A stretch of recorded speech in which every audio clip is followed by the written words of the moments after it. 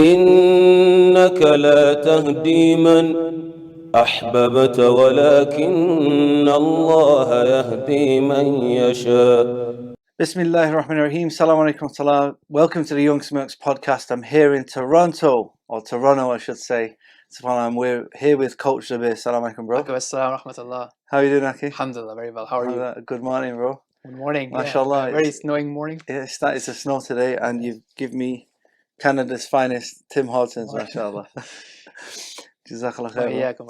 So, how are you doing? Alhamdulillah, I've been very well. How are you? Yeah, alhamdulillah. How are you finding Toronto so far? It's amazing, bro. And I just want to thank you for all your help and support, helping me organize some of the lectures and making it easy for me. Alhamdulillah. Some spoilers on the way, right? Yeah, subhanAllah. It's really good, alhamdulillah. So, yeah, I just want to introduce people to you because, mashallah, you're very active in dawah and especially new Muslim support, mashallah. And you're known as Coach Zubair. You coach Muslims as well. And tell us a bit about yourself, because you don't work for a particular organization. You work with many organizations like myself, Abu Huraira in Toronto, iERA, IslamWise, and we've really, especially at IslamWise in the UK, we've really appreciated your support with the new Muslim support. Jazakallah khair. So yeah. So yeah, I mean, my approach has been more of mission oriented, right? So figuring out, what's happening, what's the goal, right? And what's missing.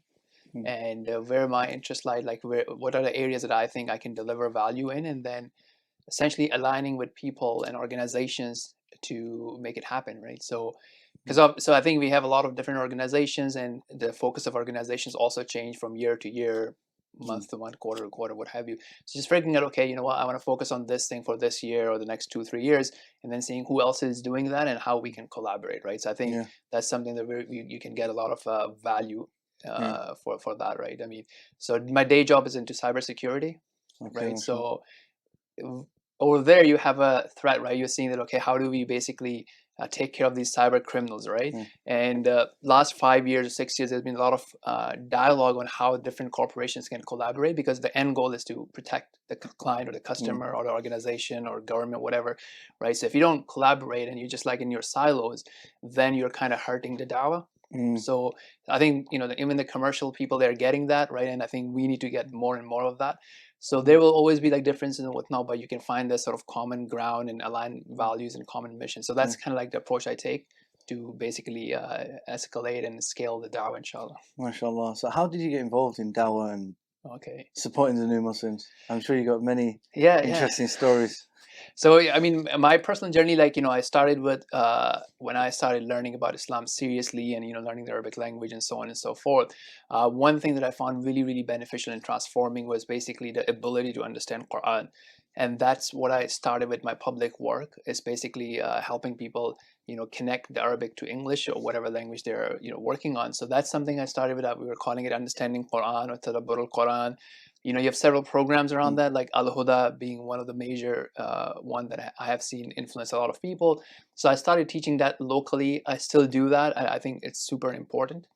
And so I did with IOU as well. We recorded some courses on that. So that was my first attempt at public dawah. MashaAllah. And so obviously when you do that, then you're like, wow, this is amazing, right? And this is so life-changing, and you want to share it with people. And I was working with IBM back then, and we started talking to our colleagues and, sharing the message of Islam with them. And then obviously I think somehow I also came across iERA, saw your videos and whatnot, and then seeing, okay, this is how people are talking and giving dawah. So when I started doing that, I realized that this is very powerful, because at that time, I mean, it wasn't just okay, you're giving it to other people, but you also felt spirituality in it.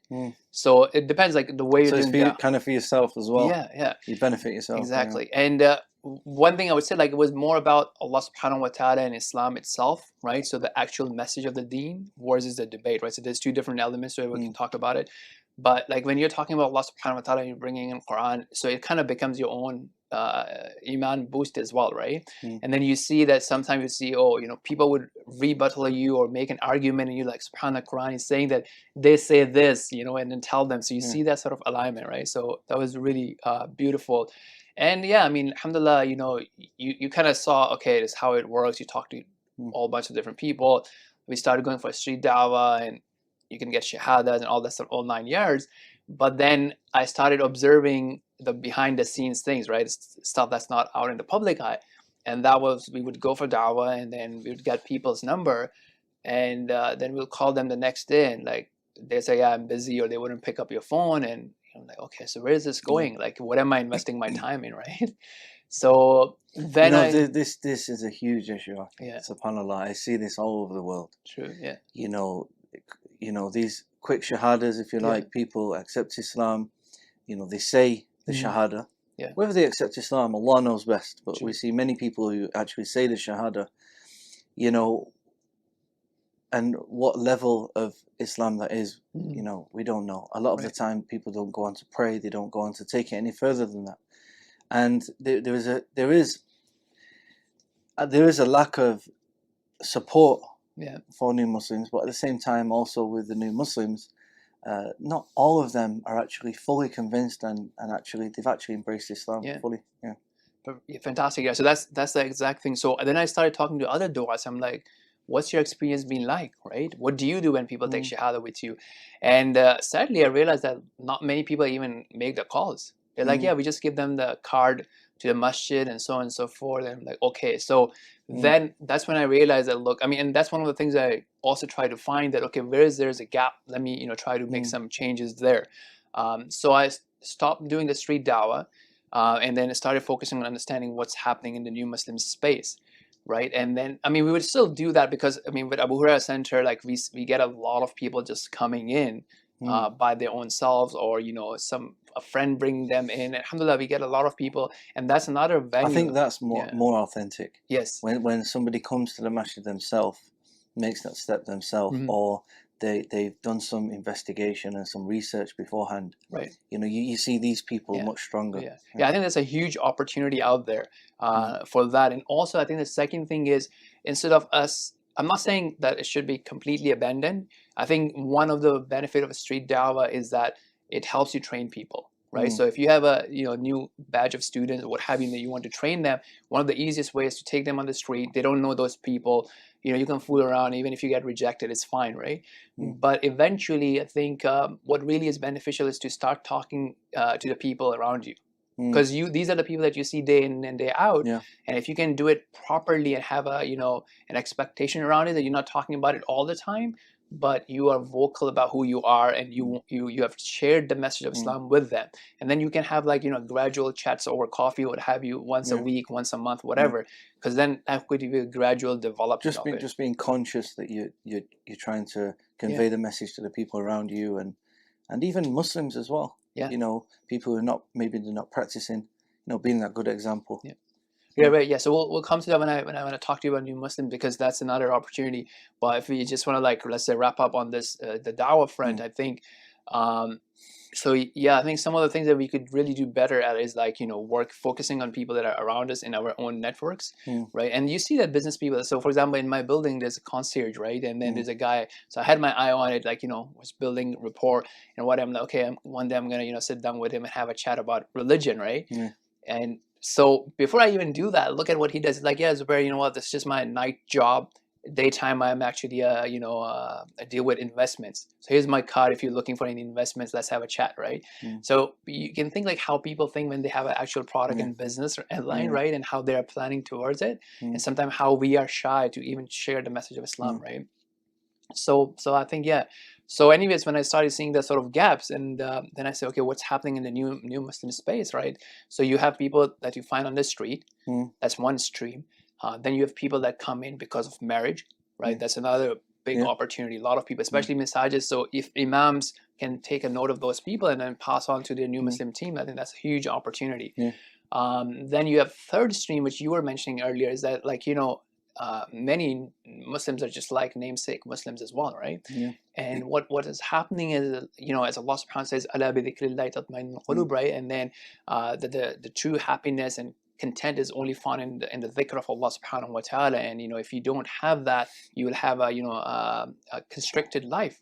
So many youth and people are facing that. So what happens is they come to the masjid and you can see those new faces, right? And in Ramadan or outside of Ramadan, so they can actually be developed just like a new Muslim, So you just treat them exactly the same as a Yeah, I mean, in that sense. Of right? course, they Yeah, have some background. exactly. and So they stuff. have the benefit there is that they may know the Fatiha, or they may know some Arabic, and they may have family that may know about those things. But I'm saying that that's another venue. As we're saying that you could have that sort of dawah that's happening for those people as well, right? Yeah. So where did Coach Zubair come from? Okay. How is this intertwined with your dawah, your new Muslim support? Yeah. Okay, great. So as I was, I would say like 2 years ago, what have you, right? So what I realized is that, okay, so we have this gap, and then we have these, Muslims that are basically finding that sort of like, distance from Islam, right? From practicing Islam. So they may get inspired from a conference or lecture, what have you, but then they don't know what to do next, right? And I think over there and some of my other readings, and then people calling all the different titles Sheikh and Ustad and this and that. So I just like picked this up. I think somehow between different dialogues it came up, right? And I think another reason it came up was me helping with Abu Huraira Centre. One of the requests that we get is a lot of people, want to come to the masjid to have a problem solved, right? So whether it be marriage counseling, or whether it be like parents saying, oh my child is messed up, or they don't know where they're going in life and whatnot. So that's something I got really involved with, because that's something that really burdens the imam, right? It's a huge load of thing that comes in. So I built some program and some structure and deployed it at Abu Huraira. So how can we start tackling those requests? Because people would just like send you an email or give you a call like, yeah, this is a problem, like, right? So it's just like a huge amount of burden on the imam. So we said, okay, how do we then start tackling that problem? So over there, one of the things that we started saying is that, look, this is not a passive thing, right? So you kind of started changing the narrative that we're going to be acting as coach, if you will, and we'll be taking a look at the problem or the issue at hand, and we want to have a plan on how you can actually go about and change that. Which means that you are the one who's going to be taking the action, and we are just basically sounding board, suggestions, ideas, and holding you accountable and so on, and giving you like a way to change your life basically. So that's the narrative that, okay, it's not a preacher, it's not that, but it's like, okay, we are agreeing on a goal, and then making going towards get through them issues. MashaAllah. Jazakallah khair, bro. SubhanAllah. So what advice would you give to people who are starting up in dawah? People, we have a lot of youth that are really, they've got a lot of energy, they want to do something for Allah. What advice would you give these people who are just starting their journey of dawah? Right. So I think, so even before, so what I typically, my current approach is that when you see people, a lot of time people, what are people doing in their lives, right? So I think that's a very important question. What are you doing with your life, right? And a lot of time people would be just like wasting their lives, right? I mean, they would have some sort of productivity, and they would be like watching sports or just talking about other people and not doing much, right? So part of that reason comes in is because you may have low expectations from yourself. You may think, oh, you know what, I'm not able to do much or whatever, what am I good for? And that's part of that whole coaching paradigm that look, you are, first of all, value your life, realize what you're able to do, right? So I think, so my approach is that I'm not going and saying, oh, everybody should get into dawah or this type of dawah. My first message is to, value your life, right? And then see what you can do, right? Is there something that is productive and that excites you today? So find that thing that, okay, look, I'm excited. And then some people, oh, I don't know well, you don't have to be married to that project for the rest of your life. Just figure out something that's exciting for you for the next 2 or 3 years, let's say, right? And that will, help you get up early, right?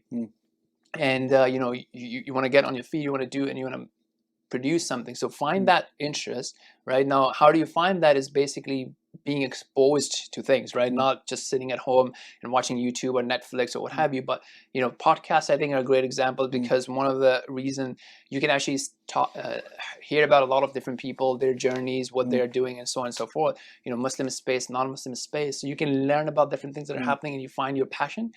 So if your passion happens to be dawah, and then keeping it objective, right? Because regardless of what you choose, there could be different things that can drag you down. You could have a lot of different blind spots, and then you just like be dragged down, and you're not being productive, right? So even within the dawah, a lot of people get into dawah, and then if the objective is not clear, if they don't have a senior mentor or a senior da'i, they can make the mistakes that other people have made, right? And some of those mistakes are just like debating for no reason. So finding a mentor, someone who can, with more experience and knowledge. Exactly, yeah. So and then so who can help you see your progress, right? So what is my objective? So I see, for example, people, you know, they say, oh yeah, I'm into dawah, and what do you do? Well, I just keep watching YouTube, right? And I keep watching these debates, and I keep watching, like, you know,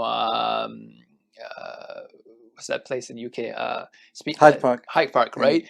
Okay, well, so what's the objective? Like, you've been doing that for 2 years, 3 years. Have you even conveyed the message to your buddy in school?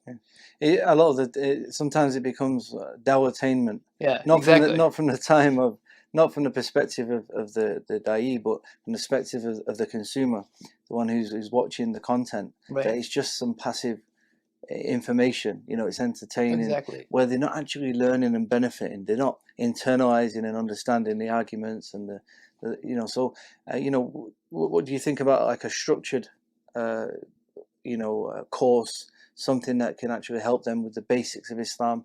You know, I think this is really important for you know, Muslims as well as people, especially people who are going to convey the message. Exactly, yeah. So I think, so from that angle, right? So once now we, like, say people like yourself, we're seeing that, okay, Muslim youth have interest in this, right? So you want to now capitalize on that interest, right?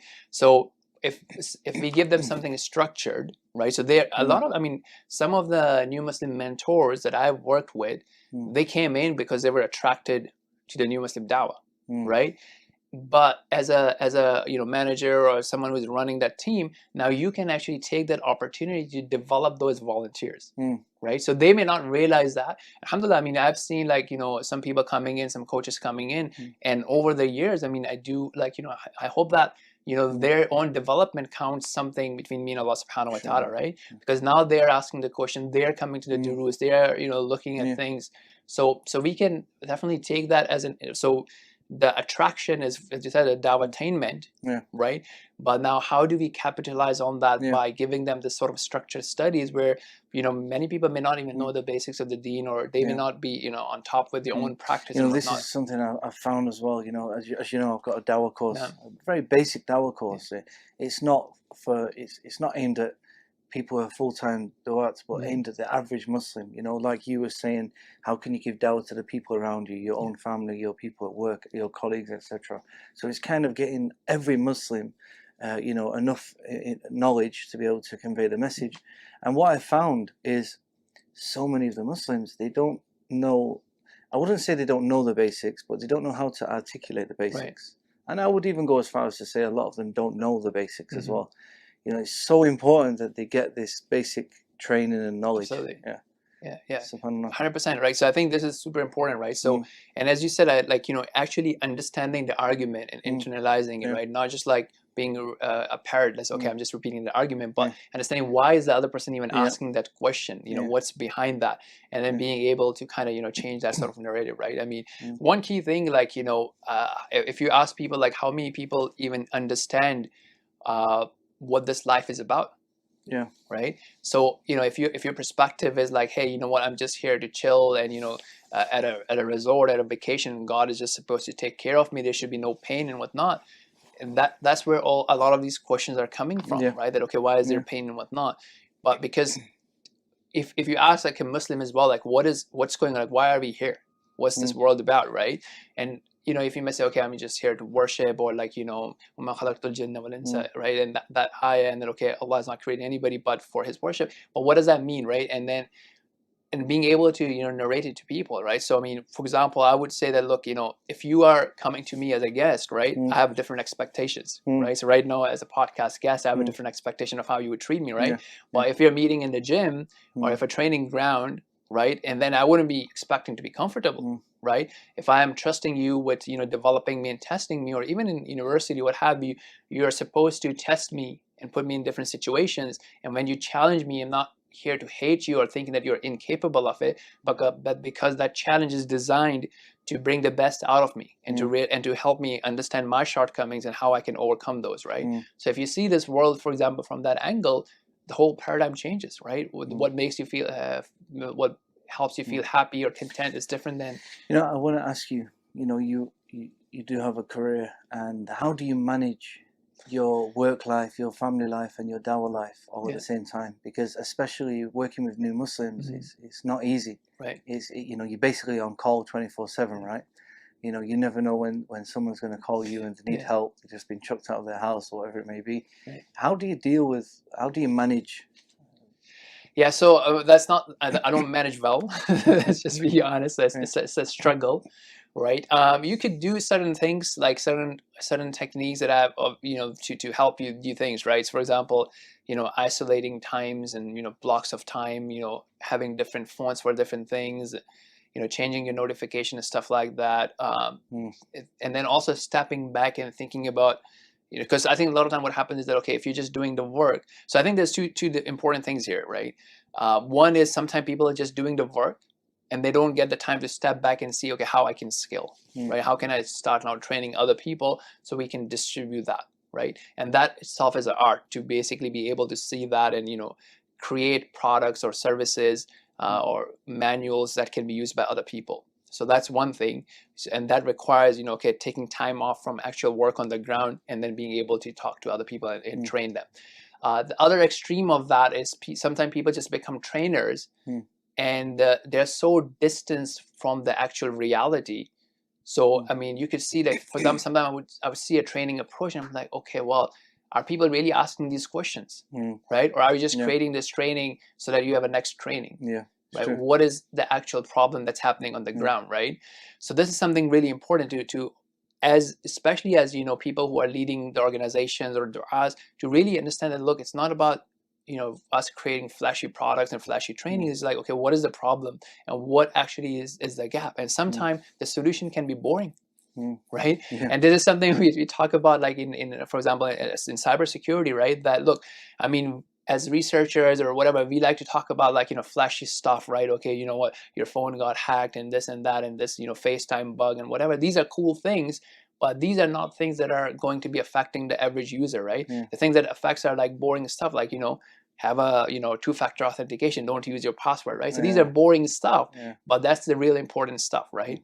And that's where it kind of comes into the new Muslim dawah, that a lot of people are like, yeah, I'm interested in this argumentative dawah. Person takes shahada and I'm like happy and give up. And it's not the reality on the ground. Most people you're speaking to giving dawah, they're not in a debate. They're always, they want to listen, they want to learn, or they don't want to learn. This is one thing why I think Hyde Park has a lot of good things. By the way, I think there is a benefit, absolutely, especially more recently, the past few years. But one of the downfalls of YouTube and online dawah and Hyde Park is it gives people the wrong impression of dawah. So a lot of people actually get put off dawah. Number one, they think, well, I'm not qualified to give dawah because I can't argue like Muhammad Hijab or Hamza Zotsis or whoever is in Hyde Park. It's I'm not qualified to do dawah. And in reality, this is only in Hyde Park. Hyde Park has the worst of the worst, or the most difficult people to deal with, if you like. Right. And the reality on the ground, on the everyday people you're speaking to on the street, they're not going to be like that. So it actually puts a lot of people off dawah. And also it gives people the impression that dawah is actually being taken care of. But when in reality there's very little dawah. Exactly. That's very important. There's not actually that much dawah in the whole world. Right. To be quite honest with you, we could probably connect with most da'is throughout the world through two contacts. Right. Like there's very little dawah. I mean, UK, Canada, America are seen as some of the where the most dawah is taking place, really. Right. And in reality, it's not that much. True. So much more is needed. And we need people to get involved in dawah. And I think one of the best way forward is, like you said, taking care of your own household, your own surroundings, your colleagues at work. If everyone can play a part and do that, I think that would be a really big help. Fantastic. So on that point, like, I would like to extract three important things out of there, right? So number one, in terms of complexity, right? So as you said, like, dawah can be really simple, right? So there are many people.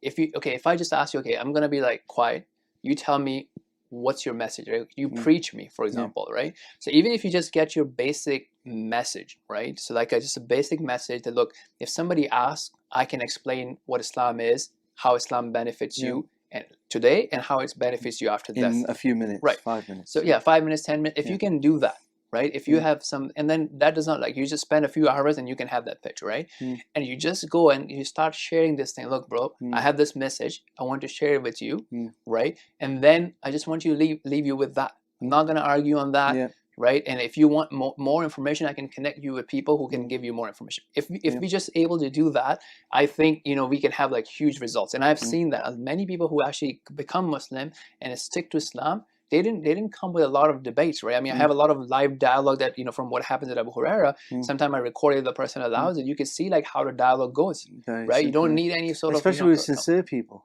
Yeah, people who are actually sincere and want to learn about Islam, they're not arguing. They're not trying to disprove everything. Yeah. So from those three things, number one is dawah can be really simple. You can learn it like regardless of what your level is, and then you can put that message, right? Then people ask me, okay, how do you know Islam is true, right?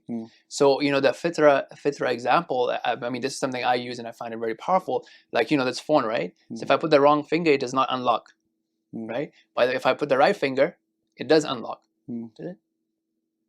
Yeah. So the point is that it has this fingerprint. I think you've been hacked, bro. It's not like So this fingerprint scanner that it has, right? Allah subhanahu wa ta'ala has given us this, you know, fitra, or this operating system, BIOS, or whatever you want to call it, that can actually detect. So if I say, you know what, yeah, there's a God who actually killed his son, and now you do whatever, and or if I say, okay, you know what, there's no afterlife, it would not resonate with your heart. It would not resonate with your heart. So if you give this a simple message and you say, okay, this is what Islam is, and one of the filter connects with it. And then, so one of the we were talking about it last night, right? I mean, is there any book that even claims that I'm from God? Yeah, only the Quran. Right? I mean, like they don't. There's no book that actually even claims it, right? So, like, I mean, there's so many basic things that are so strong about Islam, and then you just pass on that message, right? So that's first, but the dawah is simple. Now, on the contrary, on the opposite extreme, I mean, because again, you have extreme for everything, right? So the other extreme is that people expose themselves to a lot of fitna, right? And then they start doubting Islam themselves, right? So, subhanAllah, I mean, may Allah protect us all, bro. Like the dawah that affected me and I started taking religion seriously was put on a platform, right? It was on a YouTube channel. Back then, YouTube was not as popular. There was a website, and from there I saw Dr. Bilal Phillips lecture, and that was like really thought-provoking to me. And the person who actually used to run that website is an atheist now. Oh yeah, I'm aware of this. So that really hit me because it was so close to home, right? That you don't know what state you will die, right?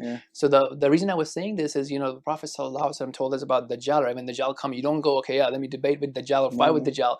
You run away, right? So you need to also realize that, look, this is my level, right? So, you know, I'm gonna approach people with this level, and, you know, anybody who's more sophisticated than this, if I don't have the time, and I don't have to have the time, I have other things going on, you know, I'll just like leave that person and move on to the next person, right? I don't need to go and put myself in a situation where I haven't studied. And the point is that you're accountable just to give the basic message of Islam. Exactly. That's all you have to do. That's your job. You know, you're not there to convince them to the very end and go through every argument and every, you know, just understand, give them the basic message, your job's done. If you can do more than that, great. You know, if you can do more studies and you know more, that's great. If you don't, pass them on to someone else. Exactly. Yeah, because that can actually damage you. Right? And then you have to protect yourself first, right? And then the other thing that can damage you, and that kind of goes into our own development, our own tarbiyah, is what I also realized, another thing that so obviously you have this thing, right? You can confuse yourself, you can damage yourself. And, you know, the whole fame and wealth and, you know, show, all that sort of can affect your sincerity. That's a very well-known thing.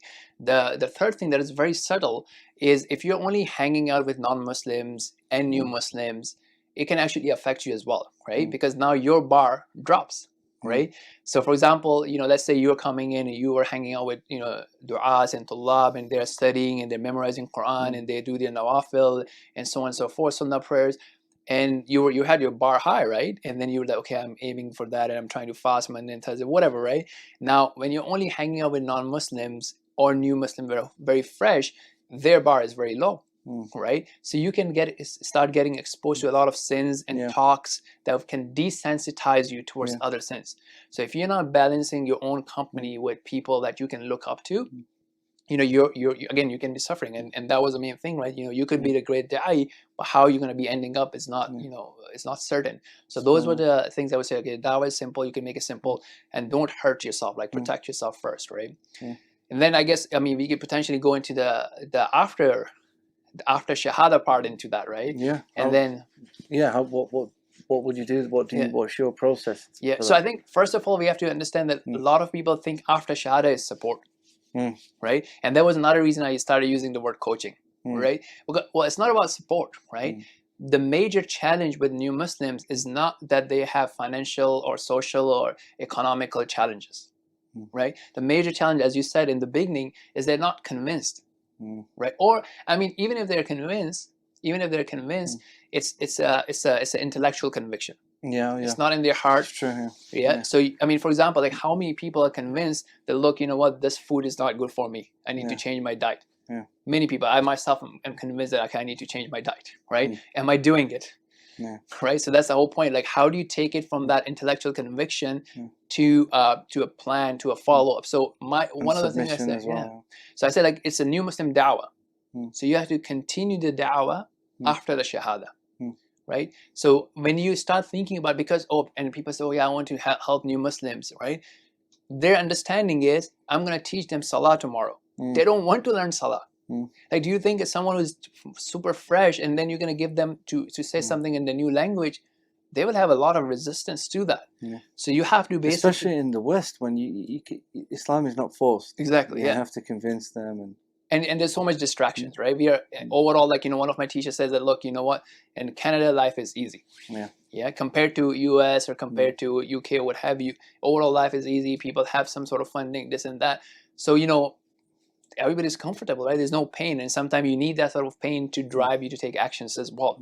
So how do you take, so first of all, our approach needs to change. We need to understand what is happening in the new Muslim space, right? And then the first key thing is, bro, like, you know, the person is taking the shahada, that is intellectual conviction, but you have to build on that dawah, right? So that's very important. That means that, you know, teaching salah to him may not be the point yet. You may just have to strengthen the dawah, and this was a hard thing for me to realize as well.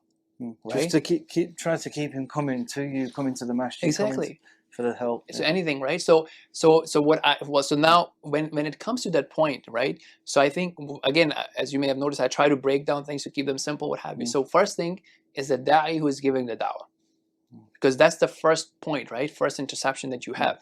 So if I am giving you shahada and I'm like, yeah, bro, your sins are forgiven and you're going to Jannah, I gotta first of all do my job properly, right? I want to make sure that you understand what has just happened now, right? So I would say, like, for example, the example I like to use, I'm like, okay, look, bro, you know, Niagara Falls here, right?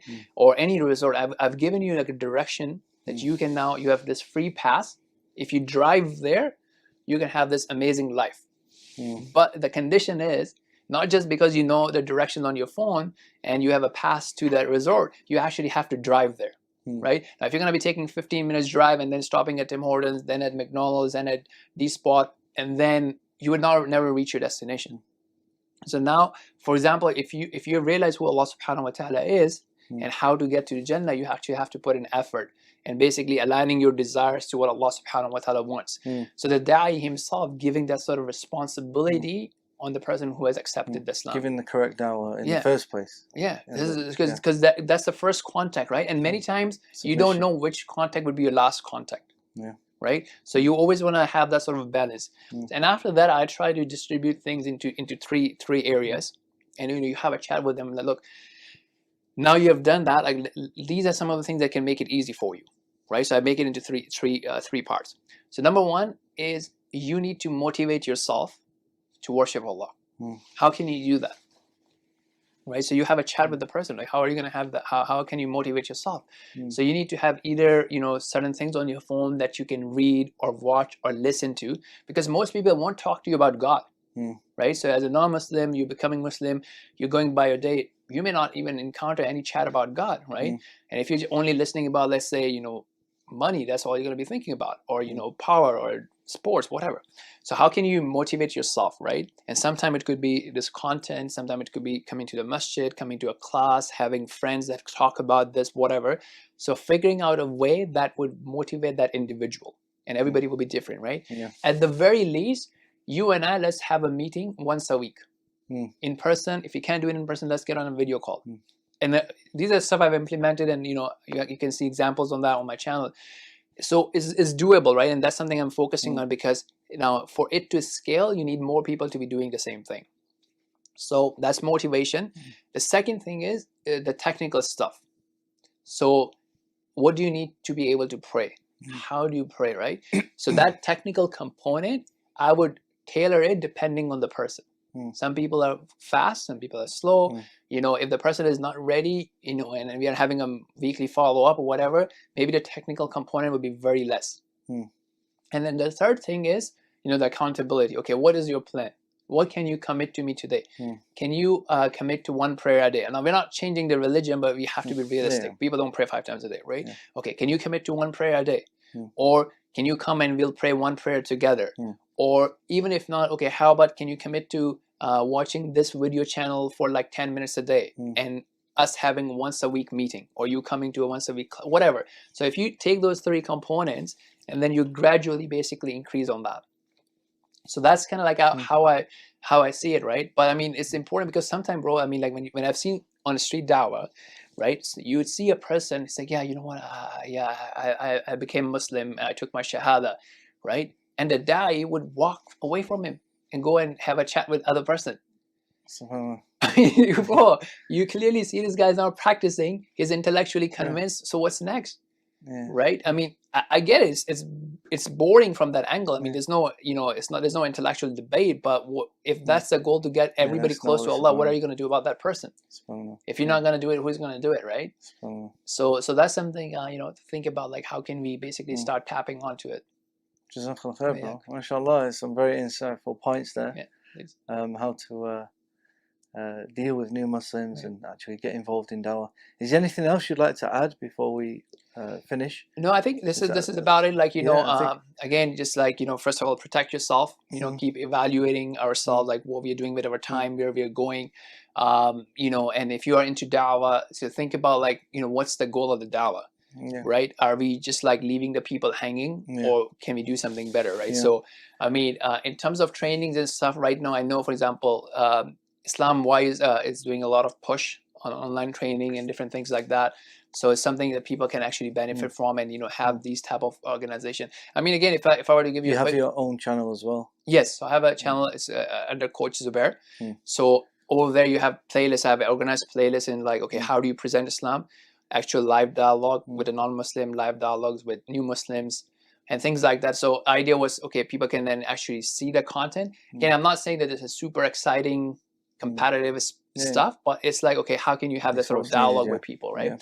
I mean, like as when we use new products like Uber, Lyft, or LinkedIn, Facebook. Do you have shares in these things? I mean, you've mentioned a lot of products. No, the reason I was saying a lot of product placement. No. So we have a lot. We can learn a lot, right? Because look, I mean, as Allah Subhanahu wa Taala says, "وَتَرْجُونَ مِنَ اللَّهِ مَا لَا يَرْجُونَ," right? So you expect from Allah what they don't expect, right? So we should definitely be upping our game. So one of the things that they do is, as you can see, that is, when you create a free account is free, right? But then they follow up, they say, yeah, you know what, here's 5 free rides for you, check out Uber today, this person saw your profile on LinkedIn, because they are now what they call it as customer success teams.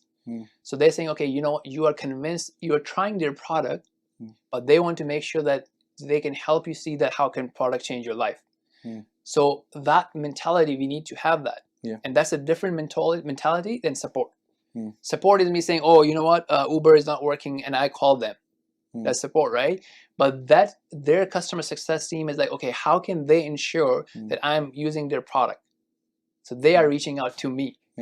And the reason I'm saying this is that this is a difference in, if we are focused on convert success versus convert support. Right. So if you're focused on convert success, thinking, okay, what can I do to get the person close to Islam, as opposed to taking it as a support call. It's good. Jazakallah khair, bro. MashaAllah, very insightful points. Thanks for joining us on the podcast. Thank you for having me.